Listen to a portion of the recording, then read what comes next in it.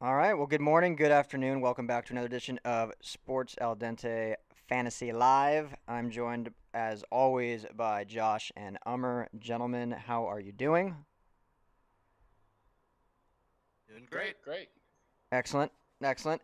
Well, we're going to change things up a little bit this week. I know we always do our weekly DFS lineups, which I think are helpful. I used one last week and almost won me some cash. But we usually do it at the end, and I think it's a little time crunch for everyone trying to get those lineups in right before games start. So we're going to go ahead and start with that. So while you're watching the show, if you do play daily fantasy, you can be putting those lineups in while you're continuing to listen to us about your other leagues. So let's just jump right into it. Josh, I'm going to start with you. Give us your FanDuel lineup of the week. So for FanDuel this week, I like Jameis Winston at quarterback. He's the top end quarterbacks. I'm not too fond of this week. We know Gronk just lost Brady, or sorry, say that opposite. Brady just lost Gronk for the week, so I don't necessarily want to pay up there. For running back, I'm going to go Zeke. I am going to pay up for Zeke this week. I expect a big week out of him. Nick Chubb after the Carlos Hyde trade news that just broke. I like Nick Chubb. He's so cheap on FanDuel. He's a free space this week. You have to play Nick Chubb just based on the possibility that he could break out, have a big game. At wide receiver, I'm going to pay up for Adam Thielen.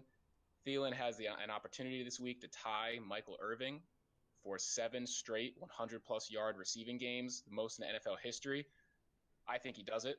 I'm also going to go Josh Gordon. Again, as I said, Gronk's out. I expect a lot more Gordon due to that. I'm going to go Golden Tate. Uh, Despite Kenny Galladay breaking out and eventually becoming the number one threat in that offense, for right now, it's still Golden Tate. Um, so I'm going to go with him as my number 3 wide receiver this week. As my flex, I like LaShawn McCoy. I don't really like him in season long. I wouldn't play him in a regular league, but Buffalo really doesn't have anything else. They got nothing else going on. If they can get some passes out to McCoy, I expect he could have a good performance PPR wise. Tight end, we're going to go Eric Ebron. T.Y. Hilton is back, but Jack Doyle still is not. Ebron has been a huge red zone presence, so I expect him to have another good week again. Andrew Luck is throwing the ball more than any other quarterback in the league by a mile. So I like Ebron's chances of scoring again this week. And that doesn't leave us much money left for DST. So DST, we're really going to reach here. I'm going to go with the Cleveland Browns. Uh, Jameis, I think, can have a huge game, but he's also prone to throw some interceptions. He's also prone to some mistakes. So while he might have a big game, I think the Cleveland defense could still score some points. Yeah, I like that. That's a good lineup. Ummer, we'll go straight to you for the DraftKings. Sure. So for quarterback, I like Drew Brees this week. I mean, everybody's heard the statistic already, but Drew Brees has beaten 31 of all 32 NFL teams. Baltimore is the only team that's left, so I expect him to really show up. And I know the Ravens defense is usually pretty good, but I expect Drew Brees to just totally carve him up today. So I got Drew Brees as a quarterback. I'm paying the premium for Todd Gurley. He's playing the Niners. He's just having a monster season, just like last year. And the Niners defense has shown that they can't tackle. Um, just pretty porous overall. So yeah, I expect Todd Gurley to have a really good game. Just like you, Josh, I actually went with Nick Chubb as well. Nice. That we saw was that he had the talent was always there, but the opportunity wasn't there. But trading Carlos Hyde to Jacksonville, I think that finally opens up the door for Nick Chubb to finally go off. And like you said, totally cheap option. He's only 3,600 in DraftKings, so really good value play there. Wide receivers, I'm going to Jarvis Landry. I think this matchup with Cleveland and Tampa Bay is going to be very offensive. I do like the Browns defense, so I know that you picked them as your DFS defense. So they should be able to force some turnovers, hopefully, but definitely offense for Cleveland would be pretty good. So I like Jarvis Landry to have a good game. Once again, similar to Todd Gurley, I'm paying for Robert Woods, 7,000 in DraftKings. That's going to be really good game for him, especially with Cooper Cup out and Brandon Cooks possibly being a little bit hurt as well, dealing with the injury from a couple weeks ago. Robert Woods is going to be the main guy. That's an option. I'm rolling the dice on Chris Hogan. Just as you mentioned, Josh, the fact that Rob Gronkowski is not going to play this week, that opens the door for lots of other options. So possibly we may see more involvement from backup tight end Dwayne Allen, but since Chris Hogan's been in the offense, obviously this whole time, I possibly expect him to get a little bit more involved. Josh Gordon, like I said, is a good option too. But yeah, I'm rolling the dice. He's only 3,800.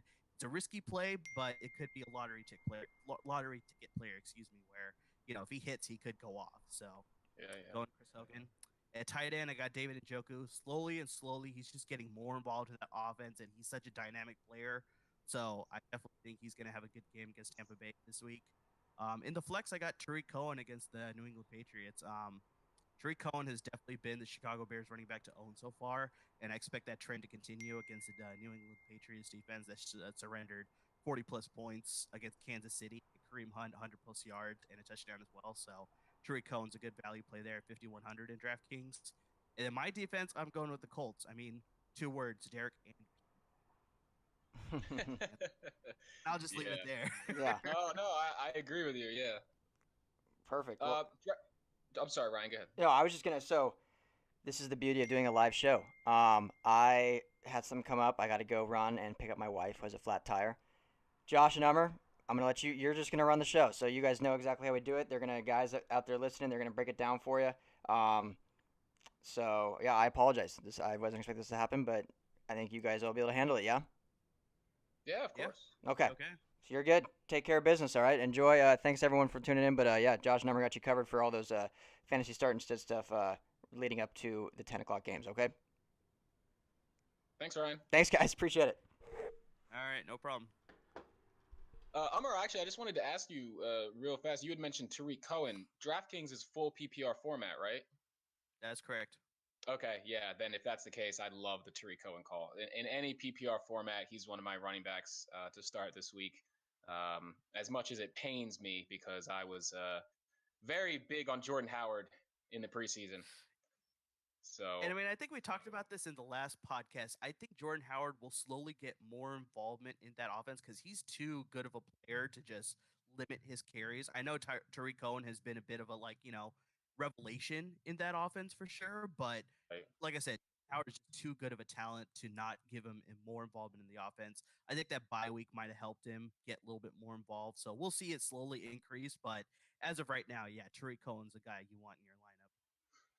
Yeah, I completely agree with you. Tariq Cohen's the back to start. I'm not giving up on Jordan Howard. I received a Yeah. lot of trade offers for him in the past week or two in multiple leagues, but I'm not willing to sell low on him, and I don't think other fantasy owners should either. I think they should hold on for at least a few more weeks. If anything, he's a good buy low candidate. So for some people that are a little Yeah, bit more, because of his production has not been so high, he's a guy that you may be able to, get at a pretty low offer, and then that may pay off for you down the road. So yeah, maybe a good option to buy low right now. yeah, I fully agree. All right, so let's get into it. Quarterbacks. We'll start with quarterbacks. I have some quarterback starts. I'll just go through a couple of them. Then I guess we'll go to you, Ummer, for them and any leftovers, and then you can just take the sits at that point. Cool. All right. So for quarterback starts, I have Jameis this week. I like Jameis a lot, as I mentioned in my DFS lineup. I have Jameis as my quarterback.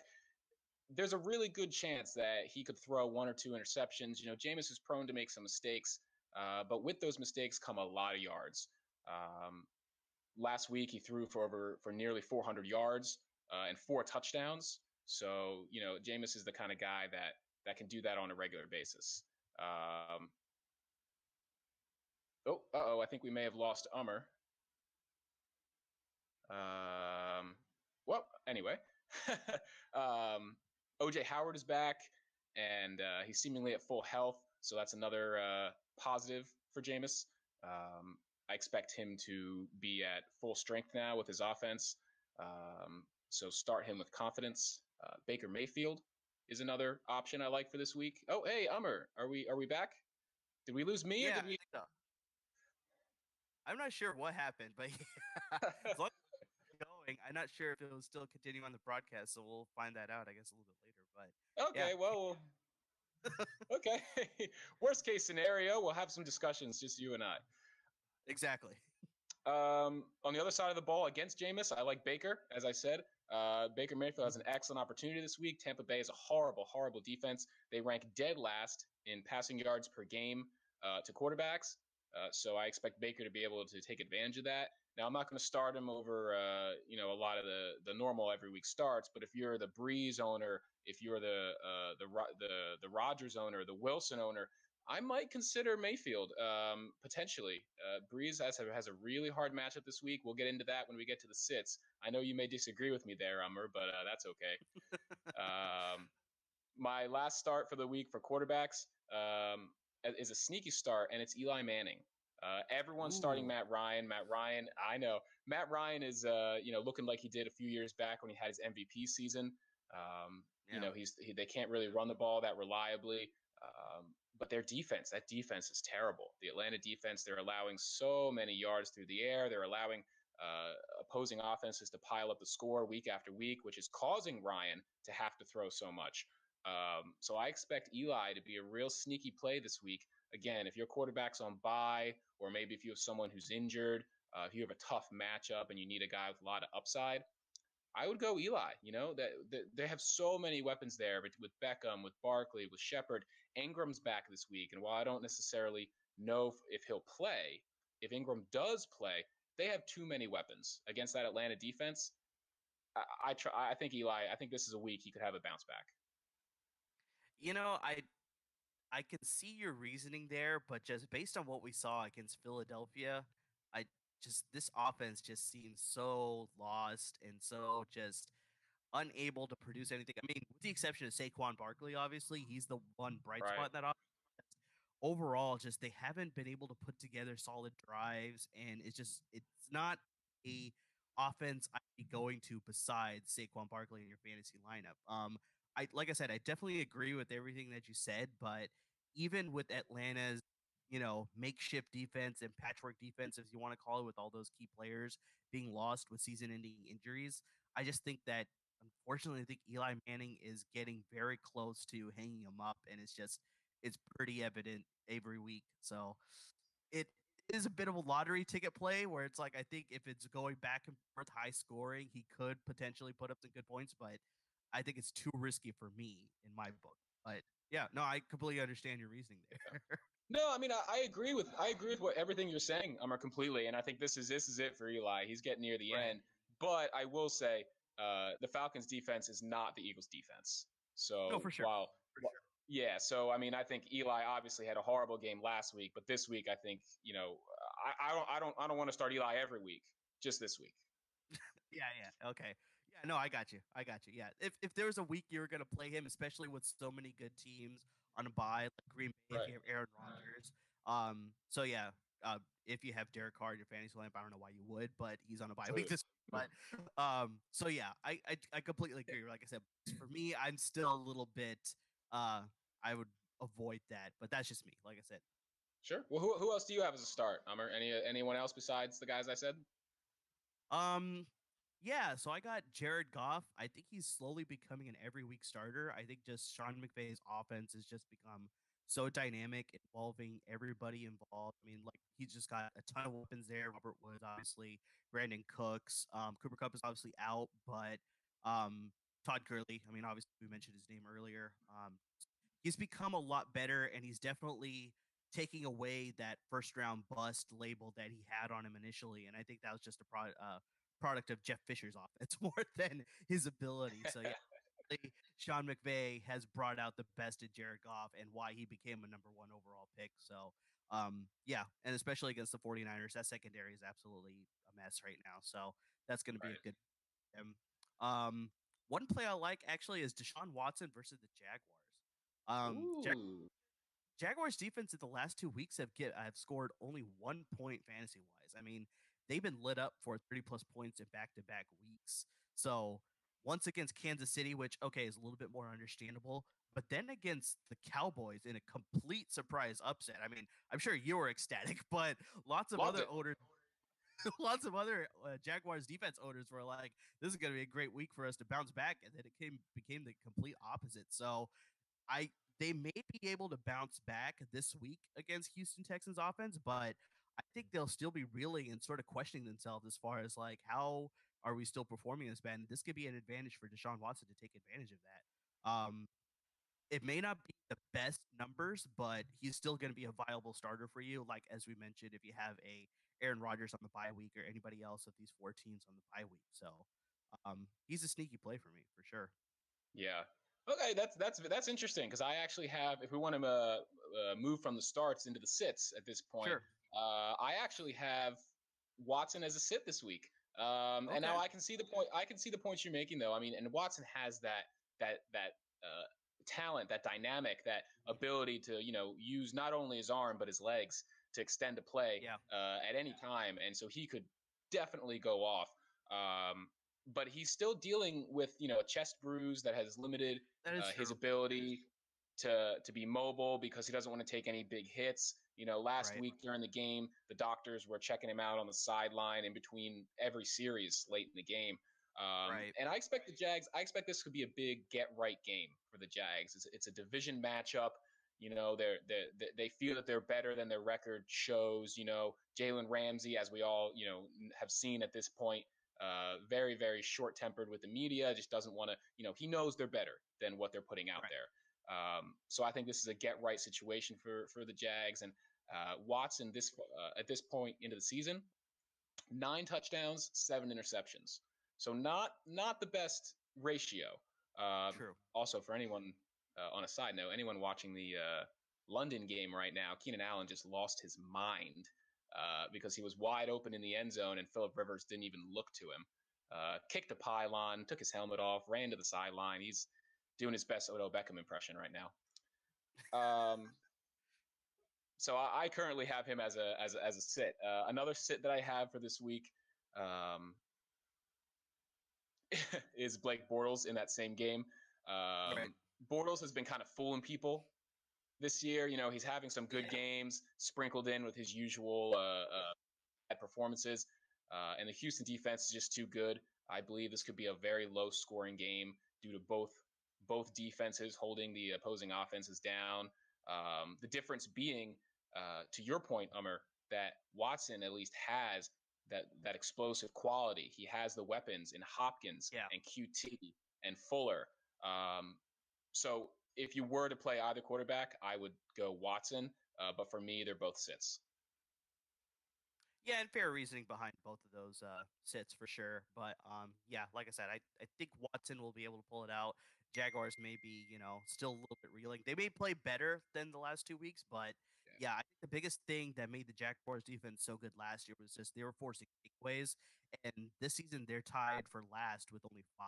So it's definitely a true. huge difference. So it's not the same, ferocious defense that took them to the AFC Championship game last year. So obviously, they could rekindle that as the season progresses, but I think for one more week, it's still going to be a little bit shaky for them. Right, right. Jumping into my sits for this week, I actually, similar to how you're fooling people, I'm sitting Dak Prescott versus the Redskins. I think we could both agree that, like I said, last week's game against the Jaguars was a bit of an outlier as far as just how well the Cowboys played. The Right. potential is there, obviously, but just Dak Prescott's not always going to play that good. And we've seen that so far this entire season. He'd have one great week, follow it up with a bit of a dud, then have another great week, follow it up with a bit of a dud. And then obviously this last week, he just had a great game against the Jaguars.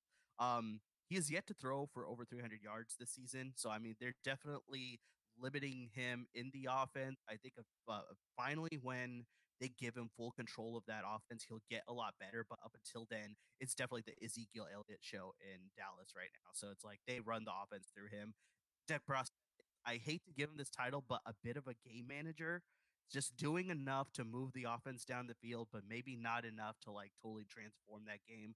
So against a Redskins defense that's playing a little bit better now after that humiliation against New Orleans on Monday night, they definitely bounced back last week, and I expect them to continue that in a divisional game to play a little bit better. So that'll limit Dak Prescott's fantasy prospects for this week. And another one that we were definitely super against last week, but somehow he pulled out a win against Chicago, Brock Osweiler versus the Lions. Oh, I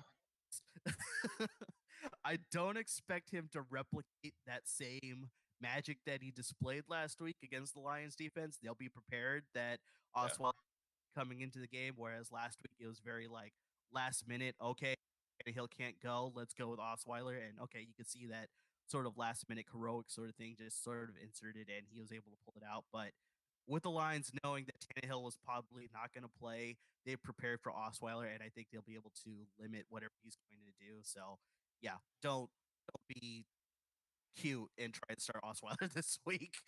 Yeah, leave him on your bench Yeah. for sure. Well, it wasn't even really Osweiler. It was just Albert Wilson.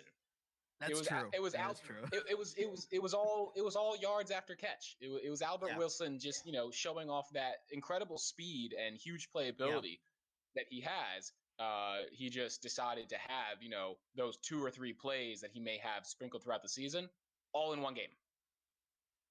So That's yeah, true. I And agree. you can also fault the Chicago defense a little bit too. They Yeah, took some angles. They were missing some tackles too. So it wasn't. yeah. Yeah, I agree. It wasn't all Osweiler, but I mean overall he did come away with a win. So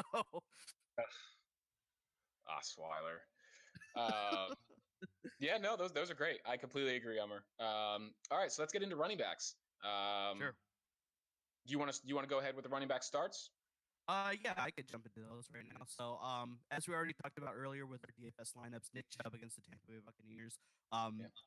great player, and now the fact that he's getting the opportunity to potentially lead that backfield in touches. I mean, I think he'll probably split a little bit with Duke Johnson Jr. as far as like passing versus running, but I think eventually he'll take a good stronghold of that whole um, targets in the running back situation there in Cleveland, and he'll just totally take it and run with it. Put it that way. So definitely with Carlos Hyde leaving, he's going to have the door wide open for him to really perform well. So I like him against the Tampa Bay Buccaneers defense this week.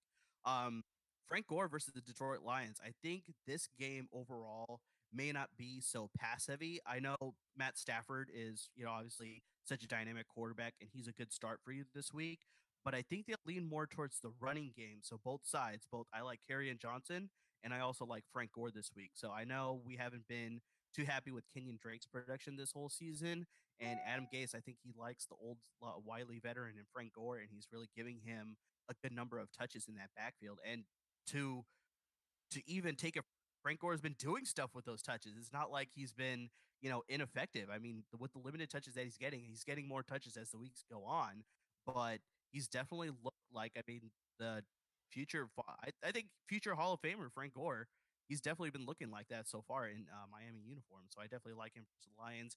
On Johnson in that running back situation in Detroit has definitely cemented himself as a guy that should be getting more involvement in that offense over LeGarrette Blunt and Theo Riddick as well, especially when they just had the bye week. You'd think maybe they'd start involving Theo Riddick a little bit more, but I think it's the exact opposite. They know that Kerryon Johnson is the guy in that offense. They're going to start involving him a lot more. So Well, I well, like. not to jump in, Ummer. Isn't Theo Riddick's out? If I believe, I think he's hurt. He was questionable. I'm not sure if it was ruled out that he's officially out. So is that the update that you have for us? Well, I believe that it's leaning towards he's not going to play, and Oh, okay. so yeah, I think that. But I love your call on Carry On because of that. Carry On's a talented running back that can catch the ball just as well as he can run Right. it. Mm-hmm. And with Theo out now, I mean, LeGarrette Blunt's not going to catch the ball, so No. those looks are going to go to Carry On. So yeah, I love Carry On as a start for this week. Definitely. Yeah, and those were my starts for this week. You can jump into your starts. Okay, awesome. Yeah, I agree with all those guys you said. I had them on my list as well. I still like TJ Yeldon this week. I know that the Hyde news just came out, but on such a short notice, I don't expect him to be implemented in the offense in very heavy doses just yet. Yeah, I He, agree. they may give him the ball. Yeah, he may get the ball here and there just as a change of pace or to get Yeldon some rest. But I still expect him to be the primary runner. I expect him to be the pass catching running back, even when Hyde does get going. I think Yeldon has a good matchup this week. Again, I don't expect it to be a huge scoring game for either team, Mm-hmm. but I think Yeldon can catch a lot of balls right over the middle. I think with Watt and Clowney rushing, Bortles isn't going to have time to look downfield. He's going to have to dump the Nope. ball off, and that's Yeldon. Yeah. Yeah. And just to interject really quick, Yeah, Theo Riddick is out this week. I just confirmed that just now. So yeah, he is Kerryon out. Johnson, good start. Yeah. Good. Okay. Well, not good for Theo, but good for Carrion. Good for fantasy owners because it's more That's what I was clarity. going for. Yeah, that's what I Right, was right. going for. More clarity, yes. All right, all right, all right. Sorry I to also like interject. to. Continue. No, please do. All right. I like Tevin Coleman this week as well. Mm, Unfortunately, Devontae Freeman on IR, as I'm sure most people have heard yeah. by now. Uh, Tevin Coleman is going to be the lead back in that backfield for the remainder of the year. Now, Ito Smith is very talented. He can take some of those short area runs. He might snatch a few touchdowns away. But Tevin Coleman, he's the more talented back. He's the more overall well-rounded back. He'll be the pass catching back, I believe. And the Giants are allowing an average of 4.4 yards per carry this year. So I like Coleman a lot this week as a start. I also like to continue the backup running back bonanza that we have going on. I like Latavius Murray this week. Ooh. Okay. Cook, I'm not sure if he's in or if he's out. I don't know if the Vikings themselves know if Cook is in or if he's out. But even if he plays, they're not going to lean on him. Not with Right. not with his hamstring the way it is, not with his bright future ahead. I expect this to be another Right. good Latavius Murray week. So start all your backup running backs that are thrust into number one roles. And I mean, I think we talked about this in a couple shows past as well, but just even when Dalvin Cook has been healthy, he just hasn't looked like the same running back that we saw in that brief Yeah. glimpse that we all hoped would continue back into this year. But maybe that's because the injury has still nagging him this entire 7 weeks or whatever it is. But yeah, he just hasn't looked the same Dalvin Cook that we remember from seeing last year in the 3 or 4 games that he played. So that's another reason that I'd probably lean more on Latavius Murray as well compared to Dalvin Cook, even if he does play. People say now that ACLs aren't what they used to be, and that's true to some extent. The medical procedures have gotten better, the recovery, Right. the physical therapy, all that's gotten better. But it's possible that in every case is different. Every injury is different. Exactly. Every person, the way they Exactly. respond, the way they come back is different. It's possible that Cook could never be the same again. Now hopefully that's not the case, but it's possible. And based on what we've seen, exactly like you said, it's either A, he's recovering at a slightly slower pace than expected, Right. or B, Mm-hmm. maybe he just doesn't ever come back that same guy. Yeah, I mean, obviously, I think Adrian Peterson bucks this trend and the fact that he came back so Right. quickly.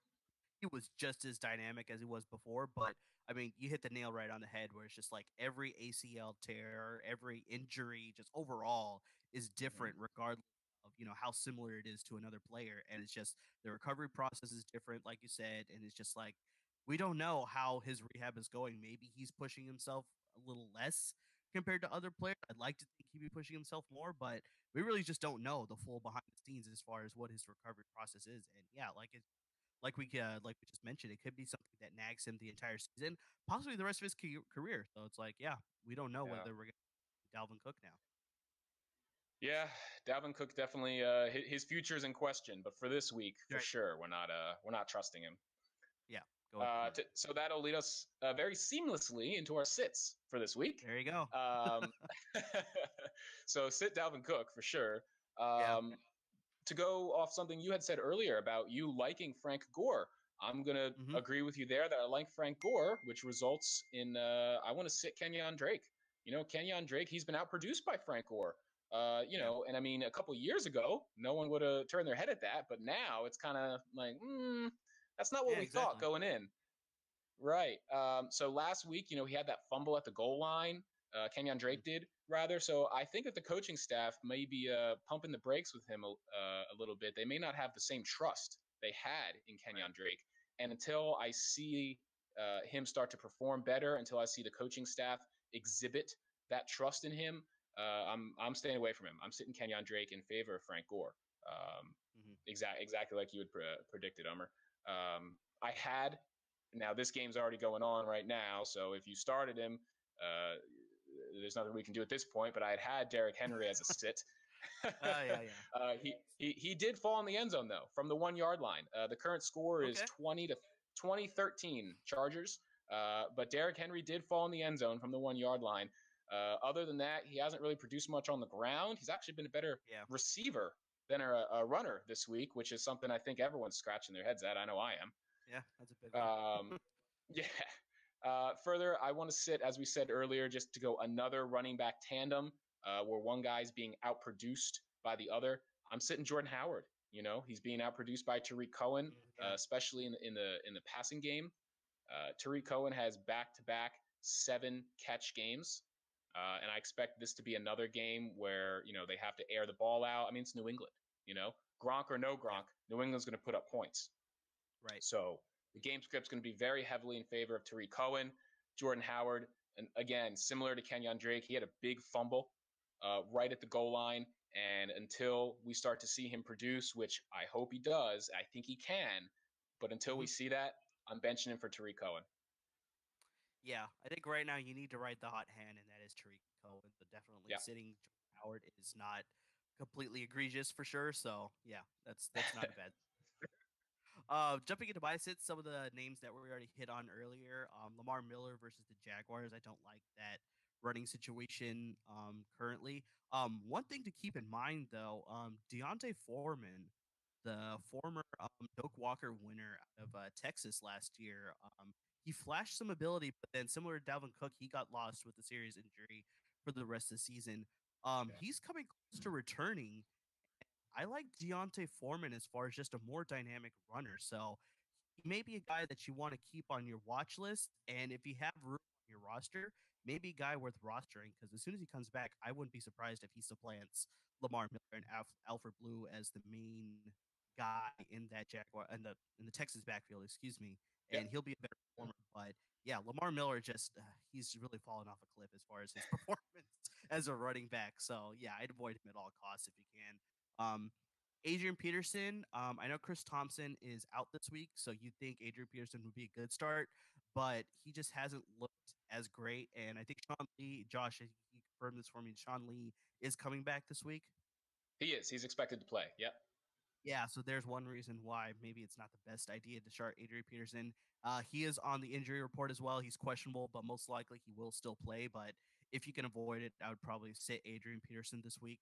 And we already hit on earlier, but Carlos Hyde versus the Texans. I know the trade puts him in a situation where he'll get some opportunity, but such a short notice of a trade. I don't think he'll be as acclimated to that Jaguars running style. So it'll take maybe a week, possibly 2 weeks before he's finally a guy that you can rely on. So yeah, Right. TJ Yeldon option. And yeah, Carlos Hyde is probably better on your bench. Yeah, no, I agree with all that. And I mean, going forward, I think that this could be one of the last weeks that we feel comfortable starting any Jaguars running back, and it's TJ Yeldon. Because when Yeah. Fournette comes back, then that backfield is just, you got Yeldon, you got Fournette, you got Hyde, and Fournette with his injury history, Yeldon being the pass catching specialist, Hyde kind of being a little bit of everything, but a better runner for sure. I expect all three of those guys to get touches. Now, from an NFL standpoint, great. I think that's a good move for the Jags. Right, but from a fantasy standpoint, it's just going to be a headache going forward. I think Fournette's value has taken quite a bit of a hit. If we were to redraft the first and second round again, I think he would be a late second round pick at best, to be honest, if not all the way to the third. He's taken a lot of hits in his value from that muddy backfield. And I want to stick to this topic actually because you're a big dynasty fantasy football player. So Yeah. how do you feel about his prospects as a dynasty prospect? There's yeah, no, there's two schools of thought on it. I mean, there's the talent, and then there's the situation, which is a debate I have often in my dynasty leagues with the guys that I play with the owners that I play with. I'm always situation over talent. I mean, Fournette has so much talent, but as I said, that situation now, it's just it looks awful for this season. Actually, I know the in my main dynasty league, the Fournette owner recently just traded him away and was very happy to do so. He also so happens to be the Dalvin Cook owner as well. Oh, interesting. Yeah, so he mitigated some of his injury risk. which I think was a great move. I told him, I messaged him, I said, hey, I think this was a great move you made. Fournette is obviously very talented, but owning Fournette, owning Cook, you just have too much injury on one team in a season-long league. That'll kill you. Yeah. That'll knock you right out of your playoffs. In a dynasty league, you can recover, you can come back. If both those guys are healthy, they're superstars. Yeah. But will they ever be Agreed. fully healthy? And So me personally, I'm staying away from him. I don't want anything to do with him. He's awesome. He's great. I don't want to have a top 10 guy for 5 weeks a season. no, agreed. And I mean, like even back to his rookie year, I don't know whether it's the overusage in that Jacksonville offense because of the ineffectiveness of Blake Bortles sometimes, where they have to rely on Right. him for more. I don't know whether that's going to be the overlying wear and tear on him that's going to cause him to have so many of these injury-related issues every single season. So, unfortunately, he may be one of those superstar players that gets labeled with that injury prone label, where it's like they're so dynamic, but they can never stay on the field. So, I he's trending in that direction. I hate to give him that label just yet, since it's only been a couple seasons, but Right. unfortunately, it's like you said, it's like maybe a situation you want to avoid in your dynasty leagues, and definitely in the redraft leagues. It's probably a little bit more wary as far as when you draft him now. So One suggestion I would make is if you are in a dynasty or keeper league, if you're out of it for this season, if you're 2-4, if you're 1-5, you're not likely going to make a run this year. Go to the Fournette owner and trade for him because if you're out of it this year and you can grab a guy like Fournette for a low price, if you can get him from the 3-3 owner, the 4-2 owner that's trying to make a playoff push, they may be willing to unload that dead weight from their team, in order to get a guy who's healthy, who's playing now, because they need to win now. And then you keep Fournette for the future, for next year, for the next 3 years. So if he does come back healthy, you can buy low on a superstar player.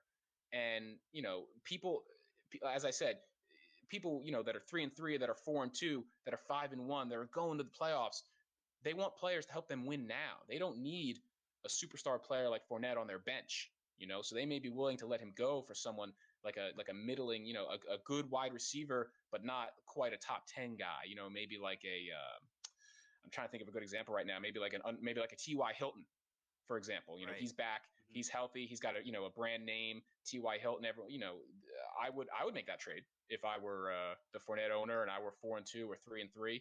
I could start T.Y. Hilton. I can't start Leonard Fournette. That's true. That's true. Okay, Speaking of so T.Y. Hilton, let's just jump into receivers, right? yeah, perfect. That's actually a perfect segue because T.Y. Hilton's one of my starts for this week. Well, there you go. Yeah, I like T.Y. Hilton. He's back. He's Andrew Luck's number one target, his go-to guy. And Andrew Luck, as I mentioned earlier when I brought up Eric Ebron, Andrew Luck is throwing more than any quarterback in the league due to the inefficiencies in their run game. Marlon Mack is back, but they still can't really run the ball. That backfield, you want to talk about backfields that are a mess. That backfield is a mess. T.Y. Hilton's back. Andrew Luck has to throw the ball no matter who they're playing against, whether it's a good defense, a bad defense. The game plan is throw the ball. So I like T.Y. Hilton this week as a good start. I don't expect him to necessarily be a top 10 guy per se, but he does have that ceiling. I expect him to be a solid wide receiver too. As we both mentioned earlier, we like the Patriots receivers even more. Now that Gronk is out, I like Gordon. Ummer likes Chris Hogan. But they're or I'm sorry, not Chris Hogan. It was no, it was Chris Hogan. It was Chris Hogan. Okay, good. Sorry. Yeah. So we like the Patriots receivers. Take your pick. Go with your guy. Whether it's Gordon, whether it's Hogan, whether it's Edelman. Edelman in PPR, maybe not so much in standard. But yeah, go with your Patriots receivers because again, they have a great running game, but Chicago has a very strong defense. Khalil Mack is now expected to play. Earlier in the week, we weren't sure, but with him playing, they're definitely gonna have to throw the ball more than run it.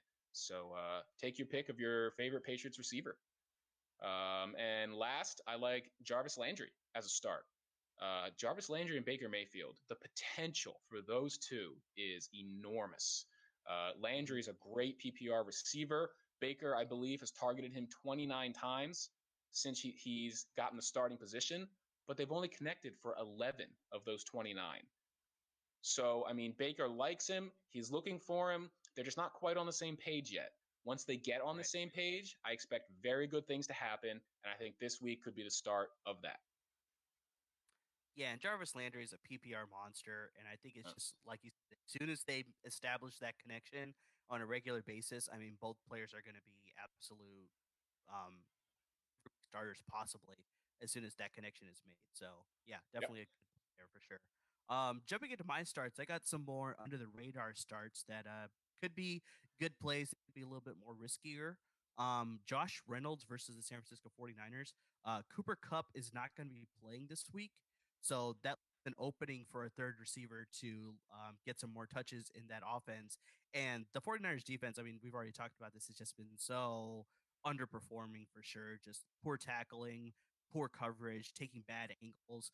So this is an opportunity where Josh Reynolds, if he jumps into the starting lineup, gets some more targets, he could break out like, a couple, 3, 4 receptions, possibly for like, a long bomb or something like that for like 80, 85 yards, something like that, and then a score. And as a flex play, that's not a bad option for you. So Reynolds is a good sneaky play.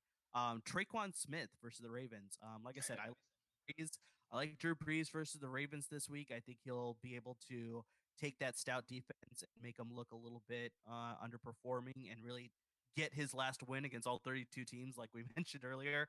And Traquan Smith was on the receiving end of his record-setting touchdown last week. Yeah. So and another thing about Traquan Smith is that the fact that Tegan Jr. has just been put on the IR, so this really just opens up the door for Traquan Smith to finally establish himself in that New Orleans offense, give himself a good option to become that Robin to Michael Thomas's Batman. So really good play this week, I think, and he'll get more involvement as the season goes on for sure. We already mentioned Chris Hogan versus the Bears. I think it may be a little bit risky, but with Rob Gronkowski out, he's a good play this week. And Albert Wilson, we touched on this earlier. I know the Bears defense took maybe some bad angles, a little bit of poor tackling that led to Albert Wilson's such long and good performance, but I think he's becoming more involved in that offense with the, you know, questionable status of Devontae Parker every single week. He's not a guy that you can rely on. I believe he's going to play this week, Devontae Parker, that is, Right. but he hasn't been able to establish. And something that we've sort of noticed too is that when the backup quarterback's in, he's going to be relying on the targets that he's practicing more with. So that could Yeah. be an Albert Woodson as opposed to a Devontae Parker, as well as a Kenny Stills too. So Albert Woodson may get some more touches compared to those other two, quote unquote, higher profile receivers. So I like Albert Woodson for the Lions. Okay, that's interesting. That's a good point to make about the backup quarterback with the backup receivers having that good chemistry, and that does often, we do often see that when the backup quarterback gets promoted for whatever reason, due to injury or due to Mhm. underperformance by the starter.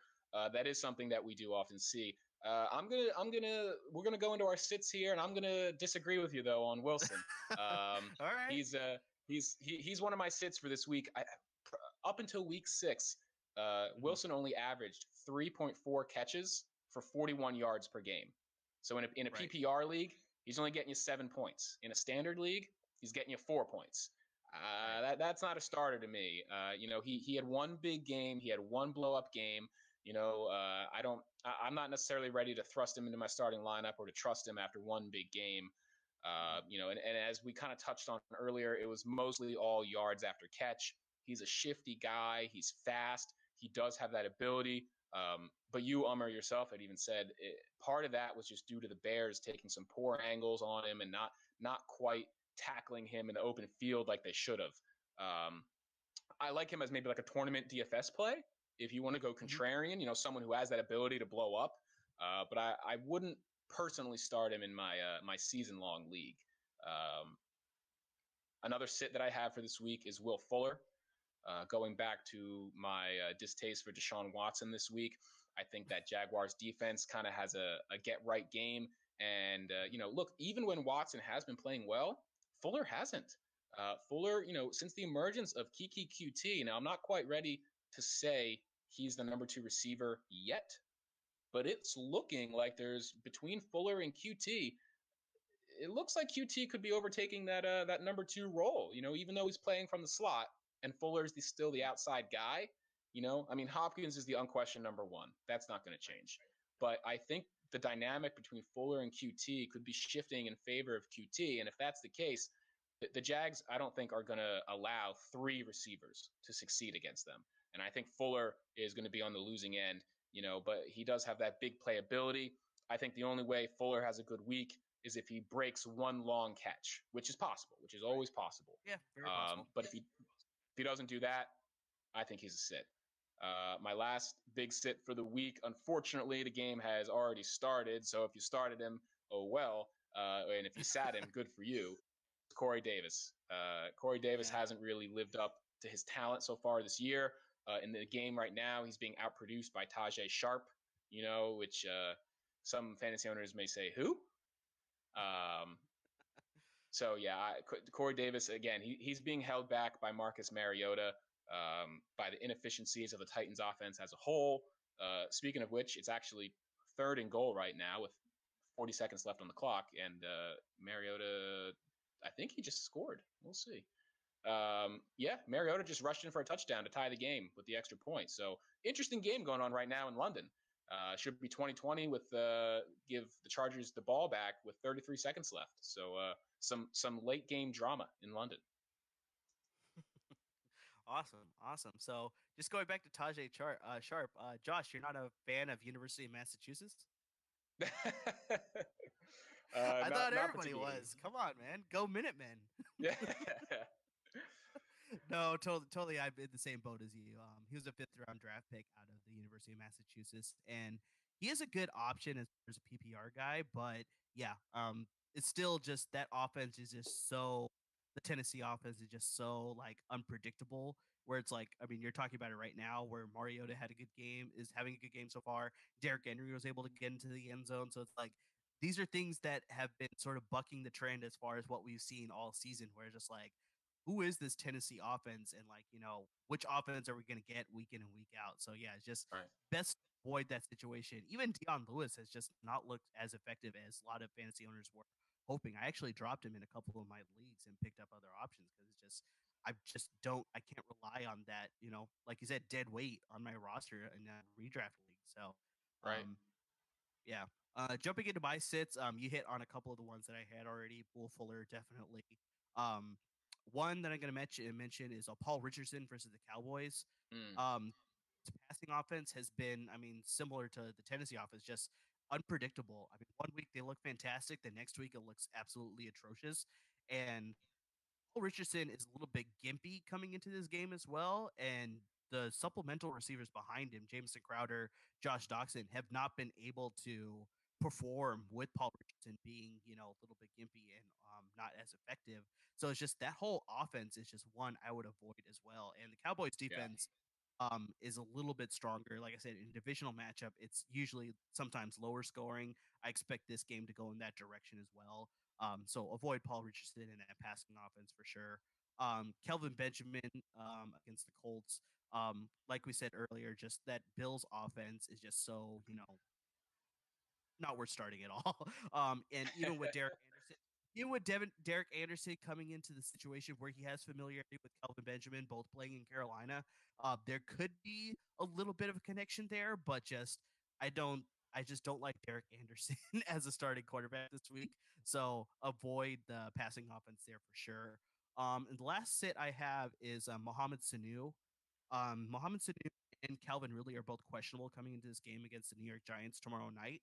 Right. But Calvin Ridley is looking like he's going to play, whereas Mohamed Sanu is looking where he's not going to play. So if Sanu does play, I still don't like his effectiveness, even though it's a good matchup against the Giants. I would still rather rely on Calvin Ridley and obviously Julio Jones.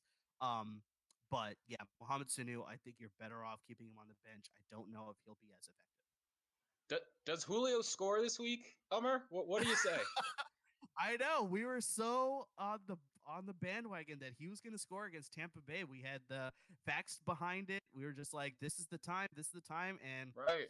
still has yet to find the end zone. So it's like I really can't say because he has another great matchup against the New York Giants tomorrow night. So I'd like to find the end zone, but I don't know now. Me and that my bold prediction for last week was that he was going to score twice, and he Exactly. keeps putting up the yards though. It's crazy. It's crazy. I've never seen anything like It's amazing. It's amazing. It's amazing. But it. yeah, I'd like to think he'll finally get into the end zone. Like I said, we have a good matchup against the New York Giants, but yeah, I thought a great matchup against Tampa Bay, and he still didn't find the Yeah. end zone. It's really hard to predict that one. I'll tell you what, we've had a couple good transitions so far, and I'm gonna make this another one. We're gonna go into tight ends, and as one of my starts for tight end, I have Austin Hooper, Yeah, me and as well. Hooper I think is a great start this week. As we kind of talked about, Julio hasn't really been able to find the end zone this year, but Austin Hooper has. Yes, he Matt has. Matt Ryan seems to have found a tight end that he really likes. He's relying on him. Hooper now has back-to-back weeks of 9 receptions for at least 70 yards. As Atlanta's defense continues to struggle, they're going to have to keep throwing the ball. Hooper's not, he's not one of those elite tight ends. He's not an Ertz. He's not a Gronk. He's not a Kelsey. But outside of those guys, outside of Ertz, Gronk, Kelsey, maybe throw Jimmy Graham in there too. He's producing. He's really putting up He numbers has. week after week at this point. If he does it again this week, he may put himself in the conversation, as an emerging star, as one of those top 5 every week, set it and forget it guys. So yeah, I love Austin Hooper this week. I like a guy who's a little less known. I like CJ. I'm not going to say this right. CJ Uzoma, I believe. Um, I think that's right. Close enough. close as close as I'm going to get. That's another situation where Andy Dalton has traditionally loved throwing to the tight end position, and it used to be Tyler Eifert, but unfortunately Tyler Eifert has once again exited for the year with another injury, and Dalton seems Right. to have found his guy in CJ Uzoma. He's got a good matchup with Kansas City. I want all the players on both teams. Give me every Chief. Give me every Bengal possible. I want to start all these guys. So I like CJ Uzoma this week as a streamer. The last tight end that I really like is George Kittle. Kittle's averaging 4.5 catches and 71.5 yards per game through the first 6 weeks of the season. That's those are top 10 numbers. He's an every week starter. He has made himself a set it and forget it guy. So Hooper's on his way there, in my opinion. Kittle's already there. Set it, forget it, start Kittle. Yeah, completely agree. And just to reinforce the CJ Azuma, Tyler Croft is out. So I Tyler think we've Croft's mentioned also it out. before. Okay. Yeah. So I think we've mentioned it before where it's like the best ability you can have is availability. So definitely Zoom is going to get involved. And then especially last week, he got 7 targets and 6 receptions off of those. So he's definitely getting a lot of the target share in that passing offense as well. So CJ Zuma, a name you may not know just yet, but he may become a popular name as the season progresses for sure. Um, 2 other starts that are worth noting here: Dwayne Allen versus the Bears. As we already mentioned a couple times already, Rob Gronkowski is not going to be playing this week. I do see more involvement from the rest of the Patriots receivers compared to Dwayne Allen, but Dwayne Allen has performed well before when he was wearing a Colts uniform with Andrew Luck. And I expect that trend to possibly continue in this game against the Bears. Maybe a sneaky play, especially a tournament play in DFS if you have that option still. And the other name I'm going to mention here is Nick O'Leary, tight end for the Mm. Miami. He was able to find the end zone last week against Chicago. And once again, this is just hit on the same note that I mentioned earlier, where it's just if you're a backup quarterback, you sometimes rely on some of those secondary, tertiary options in an offense because you have more familiarity playing that passing offense. So I think Nick O'Leary may get more involved as a starting tight end, getting more options in the passing offense compared to Mike Gesicki, the high-profile rookie they drafted at Penn State. So could be a sneaky play for sure. Nick O'Leary versus the Lions. So I like Nick O'Leary, by the way. That's a great call, but not to interject here. Some really unexpected drama in this London game. The Titans just Okay. went for 2 instead of Oh. going for the tie. They went for 2 and missed. Oh my gosh. So now it's 2019 with 30 seconds left, and that's going to be the game unless they go for the onside kick. I don't know. Maybe there was an injury to the kicker that I'm not aware of. But Suck Up, he nailed a field goal earlier in the game. Two field goals actually. So I don't know. I don't know what the decision making process was there. Maybe they thought they couldn't win the game in overtime, or they were giving the Chargers the ball back with too much time on the clock. But they rolled the dice, and it didn't quite work. That is interesting. Maybe I guess they're just going for it all instead of just going for the tie. Yeah, I guess. Um, wow, that really threw me off there. I didn't expect that. It's all good. How are your Yeah, sits for tight ends? yeah. So sits for tight ends. We kind of touched on it a little bit earlier. Cameron Brate, I have as a sit. I thought he was a great spot start while OJ Howard was out. Jameis has a good history with Brate. Um, they did go for the onside kick, by the way, and the Chargers recovered, so that's the game. Um, but now that OJ Howard's back to full health, he's the tight end to own there. Howard gets more targets, has more receptions, has more yards on a per game basis than Brate. When they get down towards the end zone, though, Brate is a big body. He's a very physical player, so it's possible that he could get a touchdown here or there.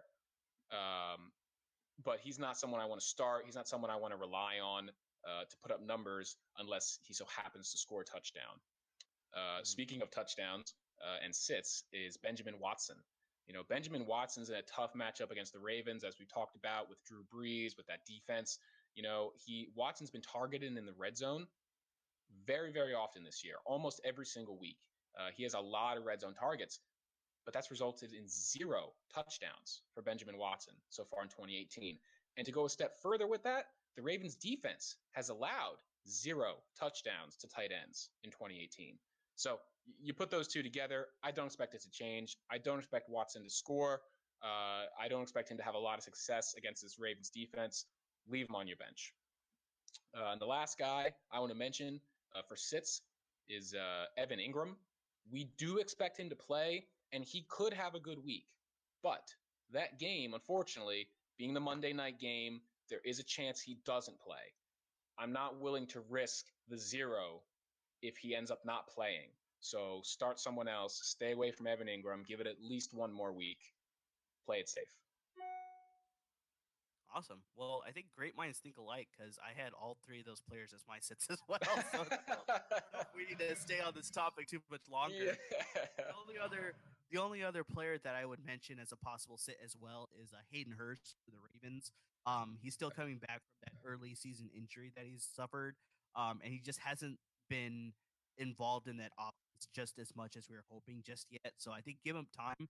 But yeah, I think I definitely sit Hayden Hurst this week. But yeah, I completely agree with all the sits you had. I'm all listed there. Well, tight end sits are hard because it's such a between the fact that it's all the injuries that we've had this year to tight ends and the fact that not that many tight ends produce, it's kind of gotten to the point that if you got a guy that's on the field, you play him almost. Right. So no, yeah, it's true. it's very true. Yeah, it's hard. All right, well that pretty much gets us through. We can get to the defenses if you want. To be honest, I don't have a lot to say on the defenses. I mean, I want to start. I'm going to start Philadelphia's defense. They're a good unit. Obviously, they're going against Cam and the Panthers, who are a good offense. But similar to Jameis, Cam can put up a lot of numbers, but he's also mistake prone. So I expect that there could be a few turnovers in this game. Cam is also known to hold on to the ball a little too long, so I expect the Eagles to have some sacks. So I like Philadelphia's defense this week and most weeks. And the other two defenses I like are Indy and Buffalo. I like both of those defenses in the same game. I think both quarterbacks, both quarterbacks are prone to get sacked. There's very little running game to speak of. I did have McCoy in my DFS lineup, but that's just because I think he's going to get a lot of volume. And anytime a running back gets a lot of volume, there's always a possibility for a good game. But I don't expect him to have a good game. So start both of those defenses and Philadelphia. Nice. I would probably sit Buffalo just because I think the Colts offense is a little bit more dynamic. So that was just my personal preference. So I like the Colts defense, but yeah, not so keen on the Bills defense. Another sneaky play that I got here is the Falcons defense versus the Giants. It could go one of two ways where the Falcons will be able to score enough points and the Giants offense just will look the same as we saw last Thursday. And so that could give the Falcons opportunity to possibly force a turnover or two and just keep the game low scoring overall. So the Falcons defense may be a sneaky play, or it could be like people are hoping it goes, where it's just a complete offensive game. Both teams are scoring completely. So it is very risky to start the Falcons defense, but it could pay off for you. So another lottery ticket Yeah. option there. And I also like the Patriots defense versus the Bears. I know that Mitchell Trubisky has been playing pretty well these last couple of weeks, but the Patriots defense, they game plan for you pretty well. So I think they'll be able to contain Mitchell Trubisky and that passing offense. So I think the Patriots defense could be a sneaky play as well. Um, Okay. Jumping into this real fast, Ravens defense versus Saints. Like I said, I think Drew Brees is such a savvy veteran that he'll be able to pick apart the Ravens defense on a consistent basis and really put up some good numbers. So avoid the Ravens defense. The Bengals defense, I mean, Patrick Mahomes, I mean, what can we say after 6 weeks? I mean, the guy is just completely dynamic. He's finding a way or on any defense that's thrown at him. So, I mean, definitely that's a matchup you want to avoid. And just as you touched on, where you want to start the Eagles defense, I want to sit the Panthers defense because I think Right. Carson Wentz is finally back to his MVP caliber season last year. He's back to that sort of form, and that offense is looking so good right now. So, Panthers Yeah. defense, yeah, keep him on the bench. Yeah, no, I agree with all that. I want to sit. The only other sit that I have, I'm not sure if you mentioned it or not, was Chicago's defense going against the Patriots. Yeah, Even though Khalil that's a Mack is, smart set. even though Khalil Mack is playing, they've been one of the top defenses all year long. But this is the Patriots, and I expect Yeah. them to put up points. So their defense that I don't want to play this week. Now that does kind of conclude our starts and sits, but there's one last point I wanted to make, and I wanted to ask your opinion on, Ummer, stemming Sure. from sitting Chicago's defense. Do Hmm. you would you retain a defense on your team such as Chicago or let's say Baltimore because you expect New Orleans to have a good game, but these are two top defenses. They're Right. great week in and week out starts almost. But this week we like them as sits. So do you carry two defenses while sitting Chicago or the Ravens, or do you drop them for whatever defense you're going to plug in this week?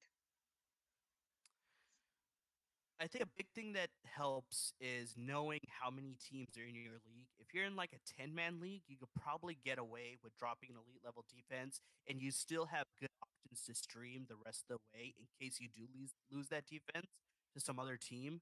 If you're in like a 12 team or a little bit higher, it's a lot tougher to make that decision to drop a Ravens defense, a Bears defense, a Jaguars defense as they'll get scooped up and you're kind of left with slim pickings on the waiver wire.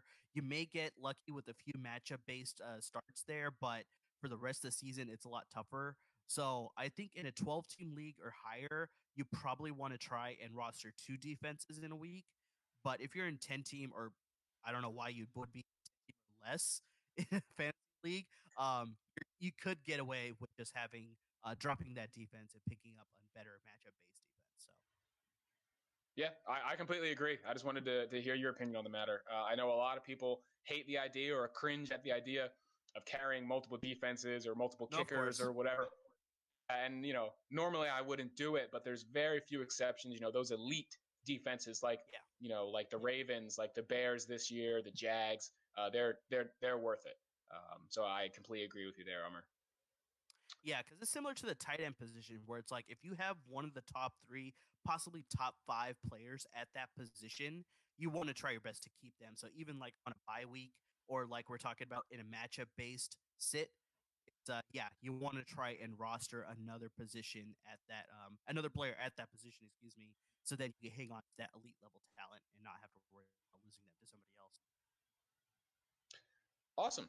All right. Well, I think that pretty much does it. Unless you had anything else you wanted to go over. No, I think this concludes this week's show. Definitely gave a lot of good information. We're on the board with all the backfield running back situations. Yeah, no, it was a good show this week for sure. Great, great. Well, thanks to everyone who tuned in. Unfortunately, Ryan had to head out, as he said. So Umar and I handled it. I think we did a great job. What about you, Umar? Yeah, I think it turned out okay. We did have a bit of a technical issue where I think either you lost connection, I lost connection. We're not sure, but Yeah, hopefully that. So sorry if we had a little bit of technical issues there, but hopefully by next week it'll all be buttoned up for sure.